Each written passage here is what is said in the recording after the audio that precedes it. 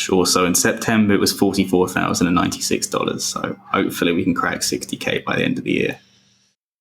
That was Jamie from increasing.com talking about his September earnings. We chatted with him a few months ago when he hit $32,000 in a single month. And he's a pretty young guy. He's in his 20s. So this is pretty amazing. He's made a lot of progress really quickly, and his sites have been growing really well. As opposed to a lot of folks that are working on mostly or purely informational sites, Jamie focuses on the affiliate side and affiliate reviews. So we dig into all those details, hear about what he's been up to, hear about what is coming up soon, and several other things. We talk about, just him being on the show previously as well. That's how we open up. Before I send it over to the show, I need a favor. I'll probably start asking for this more often. I realized after, 400 episodes, I usually don't mention, hey, can you give me a rating and review over on Apple Podcast or wherever you listen, but Apple Podcasts is probably, the most important area, or subscribe if you're watching on YouTube. I don't ask enough. I actually don't really ask that much at all. A lot of people do listen, but there's not as much organic growth as I would hope for. And I was chatting, actually doing an interview recently with a friend who has a huge podcast, and his is, just under 2 years old, has grown a ton, and he really emphasized how important it is to get those rating and reviews. So if you have a second, if you have a couple minutes, please leave a rating and review. It's like a personal favor to me. I'll probably, like I said, be asking. If you have already done it, I really appreciate it. There's not a ton out there, so I've actually read like all of them. So I do appreciate it. I'll give shout outs at the end of episodes and stuff like that, especially mailbag episodes. And if you have a show idea, feel free to send me an email, feedback@Doug.Show, and I put it on the list. A lot of times those questions or ideas will make it on the show as a mailbag or even their own individual episode or as a thread that I talk about with guests like Jamie or whoever I'm talking to that day. So anyway, please leave a rating and review. I don't ask too much, and I haven't for a really long time, but I need your help. So I'll shut up. I'll send it to the interview with Jamie. Check out his stuff over at increasing.com, and we'll link up to it. And he's been doing a couple other interviews around here, so you should be able to find those as well. And that's it from me. Let's hear from Jamie.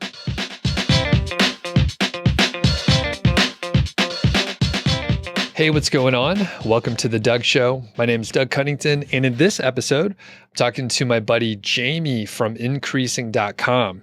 I talked to Jamie back a few months ago, and he pulled in something like 32,000 in that month that we were recording, which is absolutely amazing. And revenue's up a pretty significant amount. So we'll talk about that, get a little update to hear what's been going on with Jamie in general, and hopefully get some great tips. So Jamie, how's it going today? I'm good. Thank you, Doug. Thank you for having me on again. The first time I came on was like, I just sort of plucked up the courage and got over the imposter syndrome of starting a Twitter account and putting out just stuff about SEO affiliate marketing. And so the first appearance on the Doug Show was the sort of catalyst to like so many things that I've met so many interesting people and learned so much from people that I wouldn't have been able to get in contact if the initial buzz from your show hadn't allowed me to meet those people. So I'm so grateful for the platform that you for your platform in the first place, to be honest. Thanks. That's awesome to hear. I'm just down here in the basement. Sometimes it's hard to remember that people actually listen to it. But yeah, can you tell us a little bit about, any of the people that you met or relationships or anything out of that? And of course, if there's something that you can't mention or whatever, that's okay. But yeah, any interesting stories out of that? Some stuff I can't mention, but just generally been able, just jumped on calls with people that, for example, John Dykstra, who I bought the course of and had been a fan of what he'd been able to achieve. I got an email from him saying, I'm interested in your Amazon strategy and stuff like that. And we ended up talking for an hour and a half. He's obviously super, super knowledgeable on the outsourcing, like big scale stuff, making 100K a month. So here, get direct insight from that is so valuable, as well as a bunch of other people that I've been lucky enough to talk to that no way would I have been able to get in front of them, or like they wouldn't have known about what I do without the platform that you provided. So I've learned so much more because, I always joked about having like the worst network ever, but like it might not be an hour of doing work if you're talking to someone, but you make that back tenfold in the insight that you can then apply and become more productive and effective in. So yeah, so thank you very much for your, cool. For making people know who I am. You got it. Well, you have a good story and you have a lot to offer. So yeah, it's no surprise. And I think, yeah, just really to emphasize that, like the network part of it. And I have a similar experience where I made friends with my podcast co-host, Carl Jensen, for my other show. And I've gone to a handful of events with him and just, making friends with him. And he introduced me to a handful of other people, and you get a warm introduction to, other folks as part of a bigger network. And all of a sudden, like, many doors open up that you didn't even know were there. And I mean, a lot of it, there's no like certain opportunities that I'm like looking for that potentially that you're looking for, but you just have a common interest, and, maybe it's just a friend or someone you could talk to about a certain thing. And we're so deep in the weeds on some of the stuff that we work on that we really can't talk to anyone else about it. They just don't get it. So pretty cool. And I'm glad to hear that. On the Twitter front, I haven't, been spending any time over there. Every time I hop over, there's like weird news stories or something. And then I'm like, I got to get out of here. So how are you using Twitter? That seems like a lot of people are kind of jumping back on Twitter, trying to, build their accounts and all that. Yeah. To be honest, I just posted some screenshots of like affiliate programs, and it started going a lot more. And, I have a framework for writing intros called the Spear framework, and niche site lady on Twitter, who has a lot of followers, tweeted it out. I'm very grateful for that. She found that valuable and put that out. And so a lot of people come to follow just for like, writing tips, affiliate marketing and stuff. So I'm super grateful for that. But mostly it's like, I found that every time I try and write something like detailed and technical, it doesn't get that much engagement, but you put one big graph of like, here's 10K, and it's like, crazy. So it's visual and it's money. I think people like to live vicariously through graphs, and I'm here for that economy. Like I'll meet the expectations for that. I'll hopefully help people as well, because I want to help. I like to be the person that I wish I had when I was starting out. That like help people with the common faults and issues, and how to get past the initial like frustrations with not getting too much traffic. But people also love the graphs. Yeah. I went to a conference, and I went to a talk on like working on a Twitter account, and like a couple frameworks that people would go through that have worked well. And images, like, they do really well. People like graphs, like you said, and it just is an easier way for people to like stop, and they're like, oh, I'll take a look at the image instead of like reading a thread or something like that. So threads are great too, but I don't do anything on Twitter, so don't listen to me. Okay. So let's shift, Jamie. So what's the recent revenue over on your portfolio of sites? Sure. So in September, it was $44,096. So hopefully we can crack 60K by the end of the year.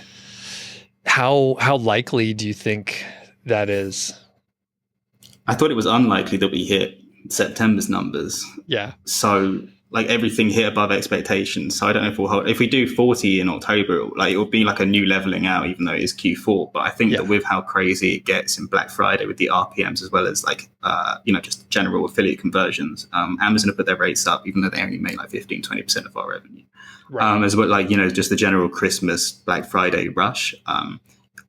Previous data from last year showed that we doubled income for the same number of page views. So if we do the same, then it will be above 60. But the new aim is to do 60,000 in both November and December, and then invest that for next year to try and continue growing. Got it.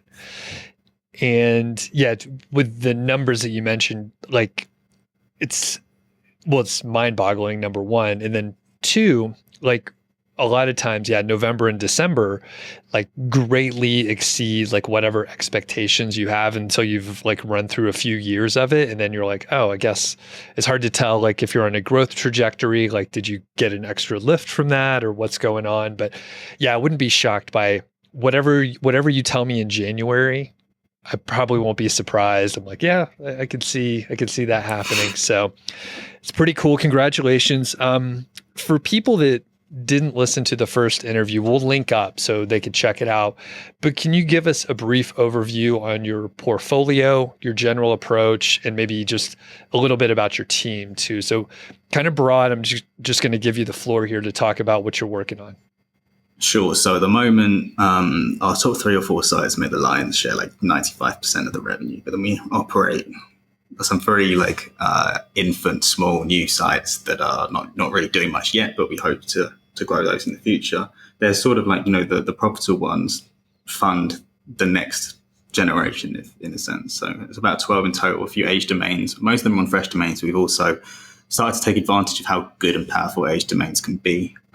So thank you to Odys for being a marketplace for those. And so yeah, there's a few that have grown larger, mostly that we're trying to grow. The portfolio gets around 300 to 350,000 page views per month in total. But we convert quite a high earning per user just because it's mostly affiliate rather than just the RPMs from display ads. And we're trying to do a lot more. I've been speaking to some masters of the funnel game with the email, lead gen, affiliate offers, and engaging people more through that. So we're trying to do a lot more, but for the moment it's just, affiliate and display ads from that sort of level. But that's about it. Yeah, that's the page views and revenue. Okay. And then what about your team? So it sounds like you have quite a few sites and a decent amount of content. There must be a decent amount of work too. Sure. So we have a number of freelance writers that are paid just, by the word for what they contribute. We have a freelance editor who works with us 3 days per week, who does editing and also does some keyword research and creating briefs as well. One full-timer who acts as a site operator on one of our sites. So he has like a salary position as well as a small amount of equity in one of the sites, but it can go up as the value of the site goes up. So there's meant to be like an incentive to grow the site. Mostly then freelance writers, and we've taken on a VA recently who's helped so much with formatting stuff into WordPress. She's now understands how to use the reusable blocks that we used to split up too many just paragraphs of content to make it, and she's great at sourcing images and stuff like that. So that's the whole team at the moment, but I've just literally mapped out the sort of 6-step process and how to fill in each modular gap that you'd apply to each site. But I'm not sure if you want to go into that more, but it's like how the team would expand. Sure. Let's talk about it. Go ahead. So to me, there's 6 main steps, and there's like the initial keyword research. There's the content brief creation.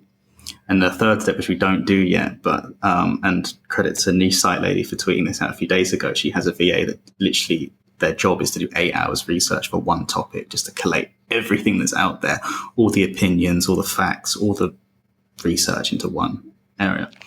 And then so the plan would be to hire someone to do super in-depth research as the third step, which then 3B would be the content brief creator has a look over this research and then makes any tweak to the brief based on that new information that may have come to light after that.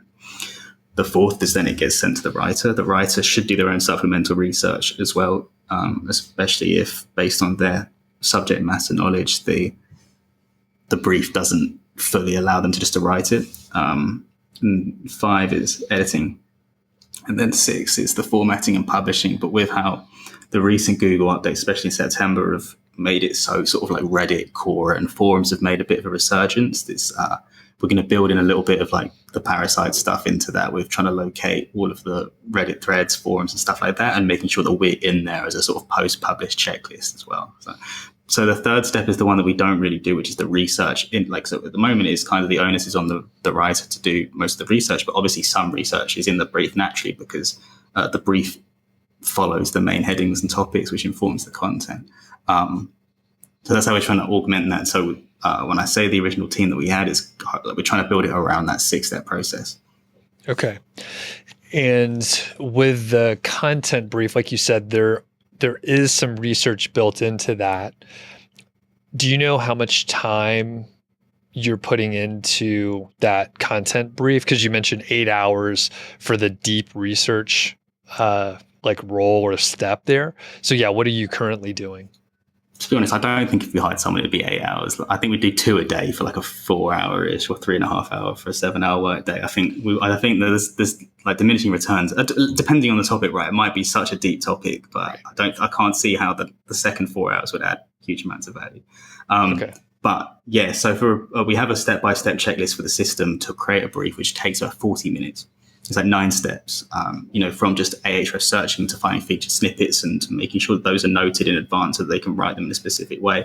So then checking for like new segments, if it's an affiliate piece on Answer the Public, because that can find segments that just don't turn up in other keyword data. There's also like low fruits that you can use to turn up other questions. And then going through putting the competitors as headings and scraping them so that you have a heading list in a Google sheet that you can then use to inform the structure. Using the SEO minion topic to scrape people also asks if there's too many of them, like if there's more than a few clicks in, that can inform more FAQ research to put those in, which also Answer the Public can identify good questions to supplement those. And if it's an affiliate piece, there's more than that because you've got to do product research and stuff like that as well. So, but yeah, generally for an informational piece, it takes about 40 minutes to do a brief that's according to that 9-step process. Got it. Okay. Interesting. And I want to jump back. So you talked about the team. How many people is it? Because you described the roles, but I didn't tally them up. So is it it's like 9 people or something? I think 9 or 10. Okay. Oh, yeah, we've just hired a couple new writers. I think it's around 10. 10. Okay. 10. So do you have any like sort of middle management, or is it a flat structure where everyone reports to you? I do the editing for our main 2 sites, and we have one full-time operator that works on one of the other sites. So they'll do the writing / edit. Also, me and that full-time will cover those 3 sites. And we have a freelancer who used to work full-time with us, but now does cool other projects as well. So now she helps us still 3 days a week to do the editing for the smaller sites for the writers that we have. But it may be like, depending on, because we want to really start scaling up the content on those smaller sites. So it's a matter of we may need to reinforce that position or have someone else, or ask if she can help spend more time on that rather than keyword research and creating briefs, and then that may have some switching around involved. Okay. So, but generally, you are sort of orchestrating like each person in some capacity, kind of. Yeah, like I'm the bottleneck. Like okay. I am the problem in like this scaling. Okay. Gotcha. We were losing money for a lot of the first part of the year because we were spending like £15,000 a month and we were making like 10 to 12. And I was fine with that because I was like, well, we're investing to try and build this.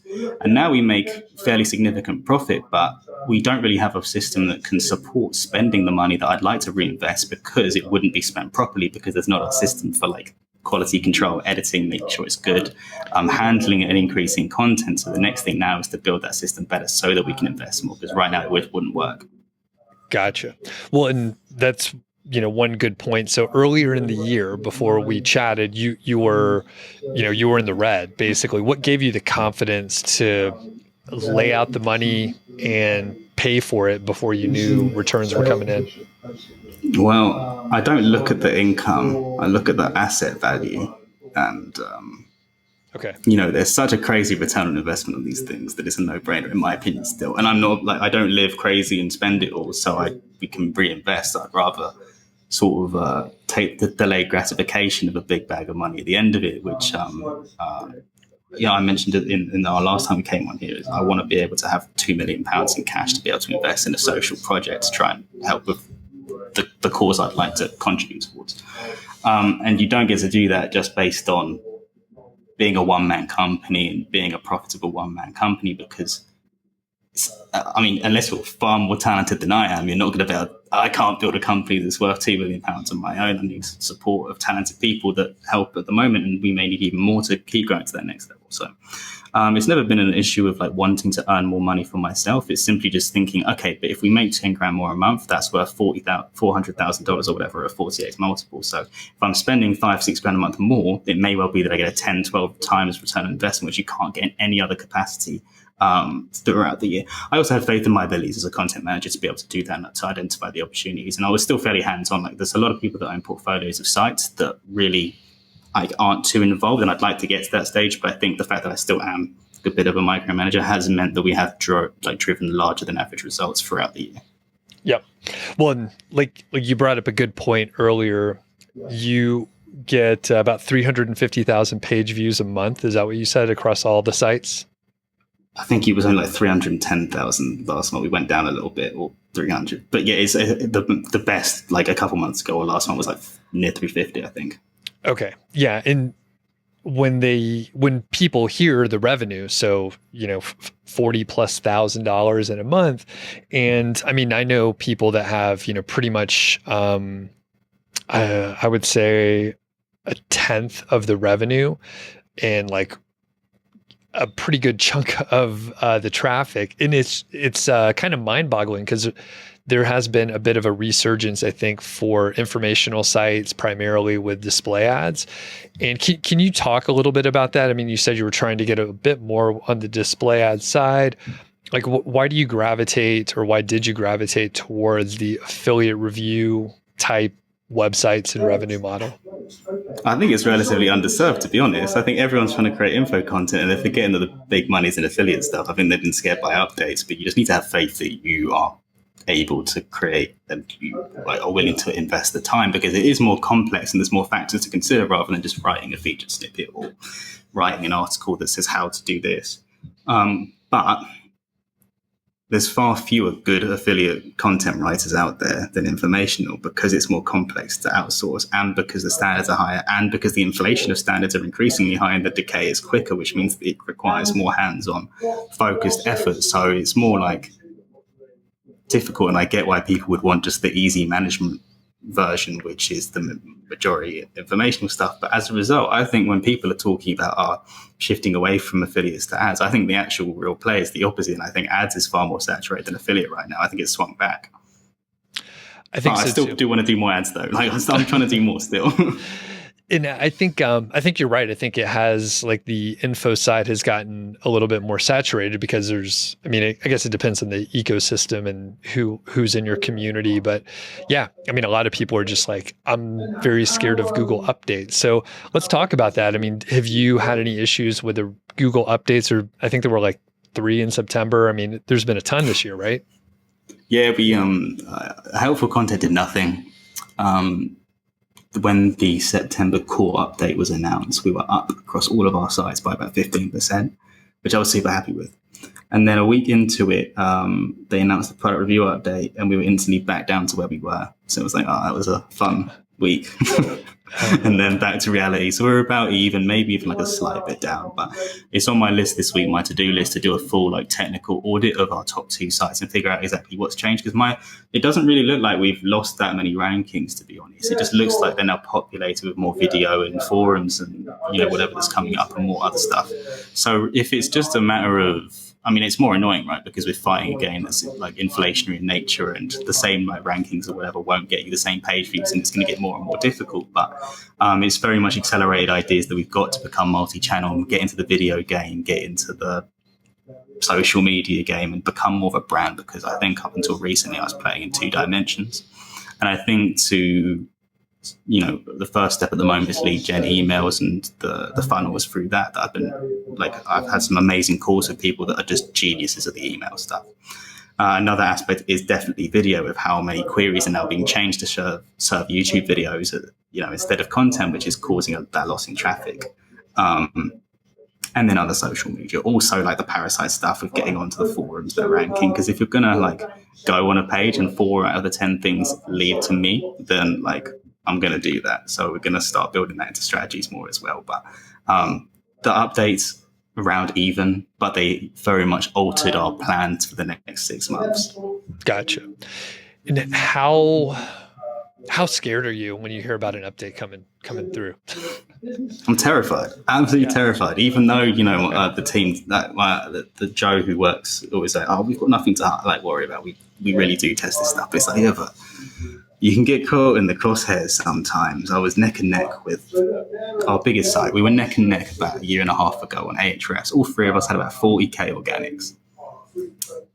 Now we're on 150 plus on both of those sites, and I never thought they had good content. They're both on about 2 to 5k, and they were neck and neck. And those sites would have been worth maybe $250,000.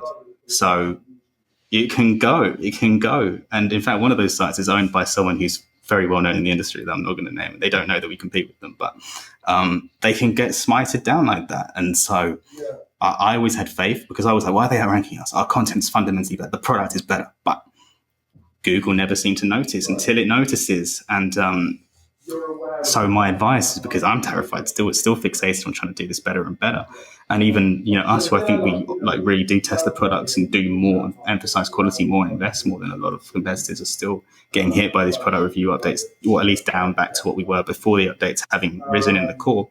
We're still getting caught up in it, so I'm terrified. And so what I can emphasize is focus on the quality over quantity, and that I think everyone's in a rush to cover every keyword, and often, you might get more traffic quicker if you cover and publish twice as many pieces. But I don't think if you consider your site as a surface area on a piece of paper, and you multiply together both the height and the length to get the entire area of your curve of earnings, I think you'll have the highest earnings and area over time if you do less, because you'll still keep going rather than risk the big lockdown in the beginning. So I'm terrified. Yeah. And you mentioned your run rate. Did you say, and maybe it was earlier in the year, what are your expenses monthly? Still £15,000. Okay. So 15,000. And then do you have let's say an algorithm update did hit you. Do you have a war chest? How long could you sustain it? Let's say your revenue drops to, let's say, 10K per month or so. So huge drop. What would happen? What would you do?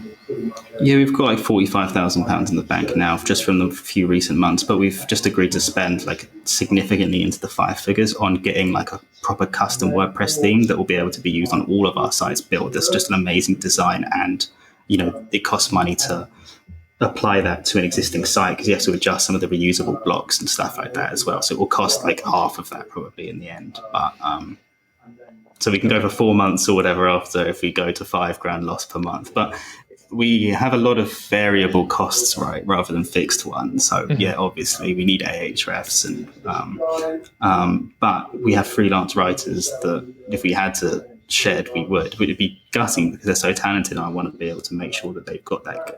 I pride myself on being the most stable freelance employer to have, because I always say if you need more work, we'll try and do that. But so it'd be heartbreaking to not be a reliable person anymore, but we could, if we had to, do that to avoid going out of business. Got it. Okay. Yeah, I mean the updates are crazy. I mean, like you said, sometimes you get caught up, and it shouldn't happen, but sometimes it does. Now, kind of related, some people don't do any link building because they are afraid of updates. What kind of promotion or outreach do you do? Sure. So just to recap, the brief bit that we spoke about before is that we ended up talking about how we acquired a defunct e-commerce business that had high DR because it put out good content. And I kind of didn't really think that much about the DR when we bought it, because I just wanted the 40,000 page views that they were getting per month. And we still get around that. It's gone down a bit, even though we improved the content. So I think I'm just trash at SEO. Okay. But we got like 20 extra DR from that. It has Wikipedia links and Insider and, all them ones. So a little good.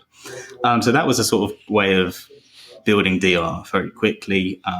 Up until very recently, we didn't do any link building. We just got natural links. Recently, we had a DR1 that we've just started that I just checked Ahrefs and it was DR12. And I was like, what's happened here?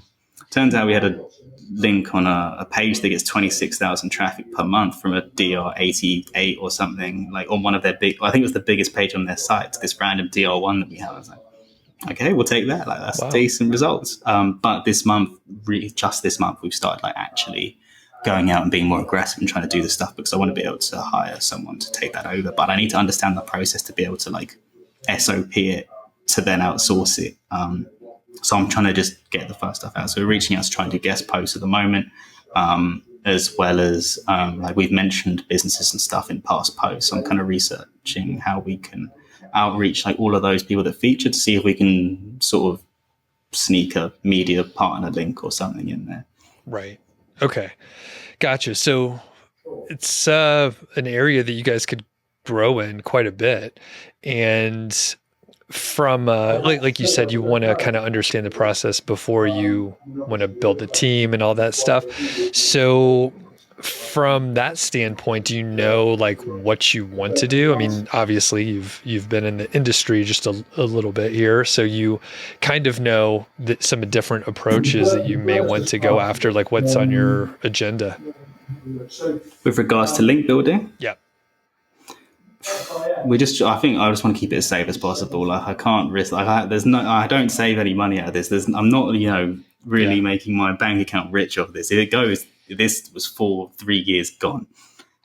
So I don't want to do anything dodgy. I don't want to do anything that can get me caught. I just want to do like white hat, high quality, like, and actually write really good guest posts that help people actually get traffic, to get links back, or the occasional, like, if we find like a relevant thing to a topic we're in. I'm happy to do like some sort of like niche edit stuff, but like keep it very, very brief, and for stuff that we know that we can get huge returns on. If we're like fourth and we want to go top 2 or something that we know that we can price, from going from 4 to 2 is worth $400 a month. Okay, then we'll use our rare lease insert on this type of thing, just to make sure we don't get into dodgy ratios and stuff like that. I've also been looking at how, like, for example, one site we've got has got some code on it just for like a random fix. So starting like a GitHub and then creating like a repo. It's obviously a no-follow link, but just you get like no-follow DR96 links to the code that you've hosted that you can then do stuff with. So trying to like just give more, like, beyond just like DR follow. It's more or less like, how can we like build the appearance of a real life brand that like is impactful and real and is in like multiple areas, like occupying real estate. Got it. I'm jumping all around, but I wanted to ask you about the product testing that you may or may not do. You kind of alluded to like, hey, we test out some stuff. You're obviously doing like very in-depth, very thorough reviews. So how many of the products, like what percentage of the products do you actually test? So what we do when we go into a new area, and this doesn't really count for our big sites because we just get sent everything for free now. But if we're going into a new area, so hopefully for anyone who's newer, this helps. Is what we do is we'll take all of the keywords that you want to write that are like the best buyer's guide type ones, and we'll map them all out in advance and scrape every single heading that is on all of the top competing pages for those keywords. There might be 50. All the long tails, so beyond like best microphone, you get best microphone for podcasting, best microphone for gaming, whatever else. And we'll see which products co-occur the most. So it might be that one, the blue snowball appears on every single long tail one because it's a good microphone for everything. And so people put it in as a safe bet. So it may be just 1 out of the 100 products, but it encompasses 7% of the total surface area of the actual total rankings. And if you can find 4 or 5 products there that encompass 25, 30% of the entire niche's surface area, you only have to buy a small percentage of the actual products to be able to have real life product testing for a large portion of that review, of every review. And you can recycle the real images and stuff across the sites, but you should still tweak each product description for each thing. For example, you wouldn't just write a generic microphone one for podcasting. You'd focus on how the voice comes through well in whatever podcast software you use, and makes it good for mentioned podcast marketing strategy, which you then wouldn't do for gaming. You talk about how easy it is for people to pick up your communications with 0 delay so that you can communicate strategy in real time, whatever it is. So yes, you do. I don't recommend you programmatically do all the content, but you can cycle a lot of the images and product reviews themselves. You can then take a look at what products have high volume for the actual single product review, as well as any versus keywords, alternatives, and stuff like that, to then supplement your list, whilst appearing to have done the lion's share of your site as a product review thing. You've actually tested much less. It's also a case of like, the phrase, like, I don't have to outrun you. I don't have to outrun the bear. I just have to outrun you. Like, you only have to test more than your competitors. Product review sort of guidelines seem to be a site-wide thing, and you can get like tanked all you want, but if your competitors are seen as worse, then like, right, that's fine. I've never heard that approach, but that makes total sense. I'll add something. I think it's brilliant, Jamie, by the way. That's very smart. Specific example, like the microphone that I'm talking into now, like you can buy these, like you could buy most things on eBay. So like I typically buy like used gear. I mean, people use these in their studio. They're not going to like fucking drop them on the ground and kick them around or anything. Like they're in good shape most of the time. So like all the mics that I've gotten, they're like, 30, 40% off. Sounds like you got a guest in there. We'll Sorry, I'm in the office block at the moment. There's people doing sales calls around. No worries. So move the microphone to the other side. Okay. Yeah, maybe that'll help. It sounds like a little whisper, but yeah, it's you're running a business. It's the real deal. It's no problem. So yeah. People, I mean, you can like buy whatever it is that you're reviewing probably on eBay for much cheaper if you just get it used. And then potentially, I mean, you could just, if you don't need it, you could sell it again and then probably not lose anything. So, all these mics that I got, they came in the box, like they looked like they were brand new. They're open box typically. So anyway, very cool. Let's talk a little bit about potentially going into video. Is that like close on the horizon or is that further out for you? Yeah, we've got a strategy in place. I'm not sure. I'm trying to think of the reasons I wouldn't say this if anything could go wrong. And I can't think of any right now. So I feel like I can share it, even though it's hypothetical. I also don't like being like, I'm going to do this, because talk is so cheap and actions are much more expensive. And so like, I like doing stuff and then talking. But I will talk about hypotheticals now. And then you can all hate on me on Twitter if I actually just do it. So this is an accountability partner thing right now. Yeah. So the plan is, and it's not realistic to do it in this office because it's too small, is to rent a workshop to set up a proper film set and have a really cool background that features all the microphones are for a microphone tester that we can move in, and for each of our niches we have like a set of stuff that we can use to build a background that people engage with and find personable. And then hire sort of heads of content for each of the sites, which we've been meaning to do for a while, that act as not only, quality checkers. If they're editing stuff, they might do that a bit. We'd have to, I'm fine with someone who knows less about SEO and just is more like a big fan and knowledgeable about the actual like niche. But is also willing to go on camera and be the face of the brand and create cool content about the niche. So if we could find a couple people like that, I guess not sure if we can stretch and afford a video recorder. And editing is super easy to outsource. It's just the recording. I guess we'd have to find the ways to record that, and then try and build, maybe have a social media person as well as on the list as well. They can then chop it all up to make sure that it goes on all the other platforms. So that's the plan at the moment, is to try and set up a little studio and workshop. But it's going to be expensive and it might not be able to be done in London. I've been looking at places in Manchester because it's still like a city and it's still a great place to live, but it's a lot cheaper. So it's still exploratory, but it is my intention because I can leave it as is and gradually or even maintain, grow slightly, or even decay slightly as video becomes more everywhere, and brands who are DR90 try and get more money by going to increasingly low volume best keywords until it eventually becomes just a sea of billionaires fighting for the same things. Or I can try and I want to be 2 years ahead of everyone else perennially. And I don't think even if we launched this today, it would be 2 years ahead because we've slacked a bit on going to the next level, which is, the video, the TikToks, the create, and players like, there's new tech coming that's going to make video easier for everyone. Like Zoic released Flickerify recently, which turns your stuff instantly into videos like this. It's going to become easier and easier. So everyone's going to be on it, but it doesn't change the fact that those videos are good, but they're not great, engaging things. They are rehashes of the content read out by an AI.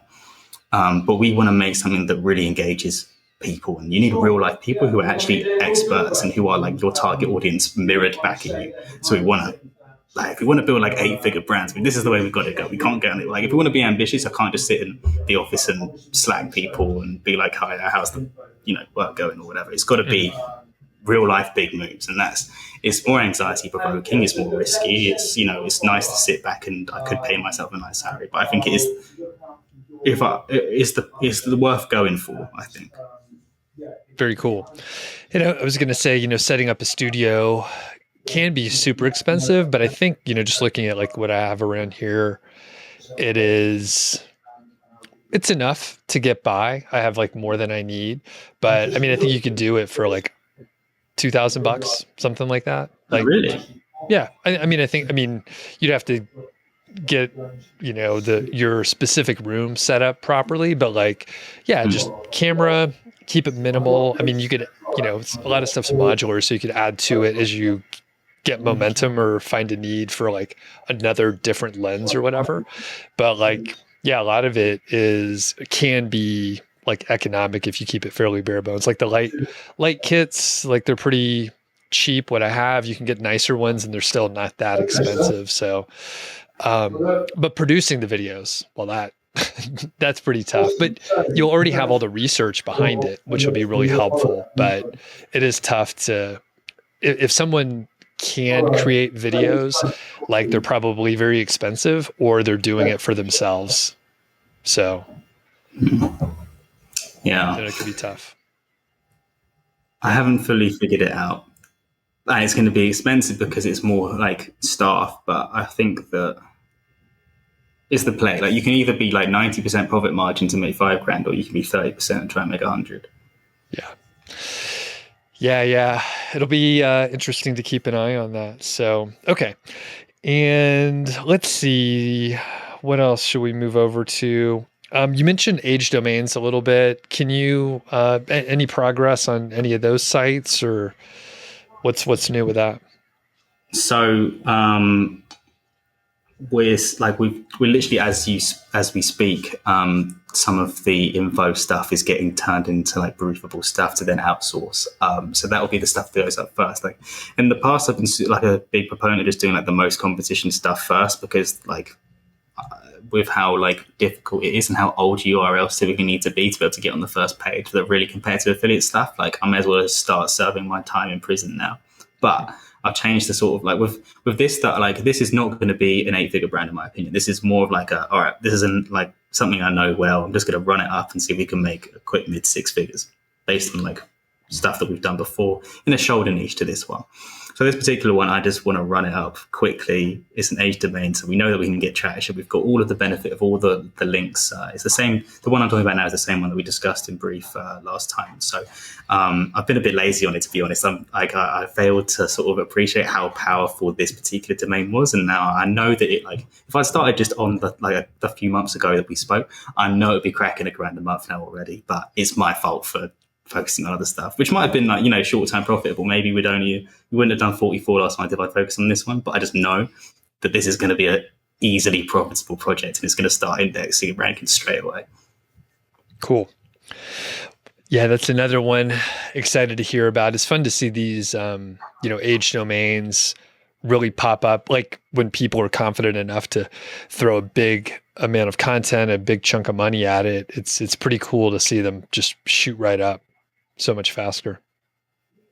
Yeah, there's and like it makes sense as well, because like if I buy a restaurant from someone, like I deserve to have the reputation benefits over someone who starts one from scratch. It makes sense. Like even if the restaurant closes down, it's still means a lot emotionally to a lot of people, just as websites do, and they have that intrinsic benefit. So I don't think that age domains are gonna, if they do become, I can't see them stopping to have the advantage, because there are so many legitimate reasons why someone would acquire a business in that same way as you would a brick and mortar business. And I think it just makes sense. I think like they're actually pretty like underpriced relative to how powerful they could be, to be honest.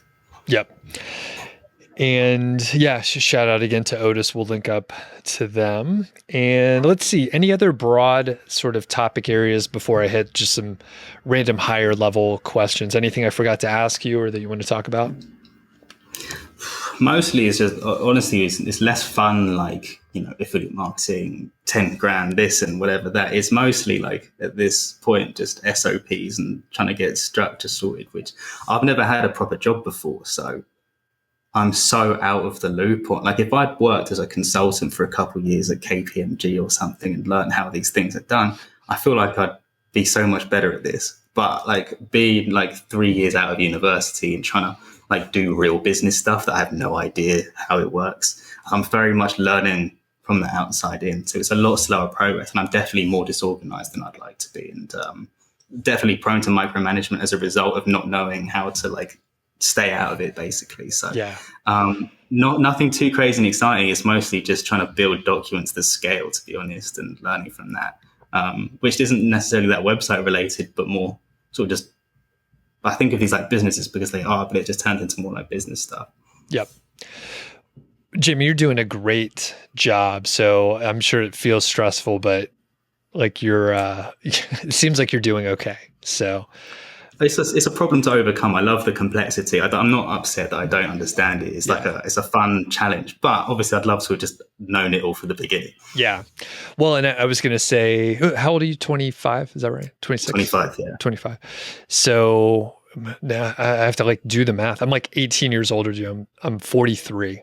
And I did my 10 years in consulting and project management, which is like the exact thing that like if you had, and I wasn't even that good at it, man. Like I just knew enough to get by. And have you heard of this quiet quitting phenomenon? Have you heard of this? I've seen it, but I don't understand it fully. I've seen the phrase about on social media. Yeah. And I think, you know what, I've only seen it too. I actually haven't done too much research, but basically people like phone it in and kind of do a shitty job at work. They like just do the bare minimum. And that's what I did. So it was before they called it that. But after a while, it was like, this kind of sucks. I'm gonna, just kind of do my own shit. And because I realized that the companies were just like trying to get you to do a little bit more. They're like, we'll give you a raise later. And then like, here, do all this extra work. And if you do a good job, we'll promote you in like 3 years. So I was like, this is not working out. Like I wasn't like a top performer or anything like that, to my point. Like, so I have like this background of like management and building teams and training and the SOPs and like just constant continuous improvement. Right. So it's cool to see you like thinking about it and you're like having to struggle through it in real time with your own assets, which is cool, but the stakes are much higher. I was like playing with other people's, $10 million projects or whatever and like big teams. So like the consequences were very small for me, but I got to learn all these cool things. So that it's like an interesting trade-off, but you have these assets that are like, huge and they have the potential to grow like even bigger. And you're learning it on the way. So it's pretty fun. So I'm trying. I think you're playing down your knowledge on this. I read a post of yours on, I think it was the Empire Flippers site that like informed a lot of what we do now. So I think that you're underselling your project management skills. If we teamed up, we'd take over the exciting. Yeah. I appreciate you saying that. One other thing as you get older, you just have less energy. So I'm just like, I'm not as motivated, but you're hungry. And I like that. And you're like, I want to learn this stuff. And I'm like, I want to go take a nap, that kind of thing. I want to grow these sites. I see the Epic Gardening model. And what I think has been achieved there is incredible. I want to grow a bunch of Epic Gardenings. It's very cool. So, thinking about the position that you're in, and I mean, you segued into this perfectly. Are you doing anything to like improve your management and leadership skills? Are you taking courses? Do you have coaching or like, what are you doing? No, I spend a lot of time reflecting on how like I can improve on what like how I like in the FaceTime that I have to either become more effective in the same amount of FaceTime or to be more effective with more FaceTime. And so I'm trying to like be able to spot weak spots, which probably would be accelerated if I did have someone to come in and tell me those things. But it's mostly just like trying to like, I think a lot of problems have been caused by like me 6 months ago, like not being assertive enough and like stopping like issues before they became like, I think everyone's issues are just like things that could have been stopped that now become more and more difficult to deal with because the initial thing wasn't like stopped. So I think it's an assertive thing in terms of leadership stuff that I can improve in. I'm definitely like, and people have heard these interviews will know that I can't actually like get to the point. I can't be succinct and like directly. Like I think the best communicators are the army style people that can just distill something down to like 4 words. But it's like, get this done now, or you know, whatever it is. Rather than like, I like to give people the context to understand and spend 1,000 words explaining why we do stuff, which is still key, but it wanders around rather than like doing that.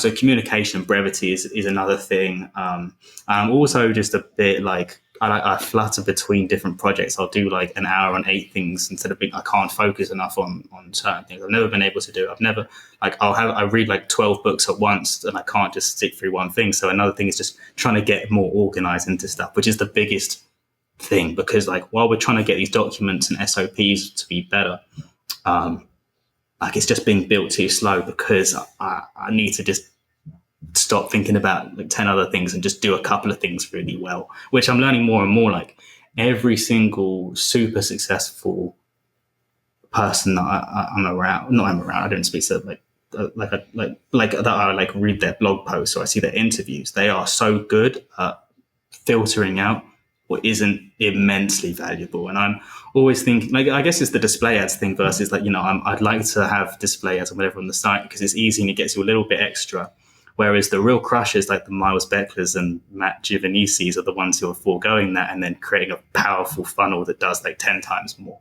And so like, I like to just have like all these like things that help and maximize every single avenue, but actually like filtering out and sacrificing some of those avenues, I think could be much more profitable and valuable and like, but it requires more deep work and active focus, which is another thing that like I need to learn. So I'm trying to learn. It's a lot at once, but I'm still happy where it's got to in 3 years. I didn't plan for any of this to happen, so I'm super grateful, but I don't think there's anything wrong with trying to maximize learning and still improve from there, even if I am like content. Yeah. Very good. This is awesome. Well, I think that's really all the major questions. I'm curious, ballpark, how many hours a week do you work? No, 90. Oh man. Yeah, like I said, you just have more energy. I mean, as a young person, we would, or when I was doing the consulting, we would, you know, work whatever 12-hour days and go party and drink because we were traveling and Nice. get like 3 hours of sleep and then go do it again. It was insane. I have no clue. Now I go to bed at I was in bed at 8 last night. I read for a little while, but I mean, yeah, it's very different. And I think it's cool, what you're doing. I'm so impressed. Well, where can people find you, Jamie?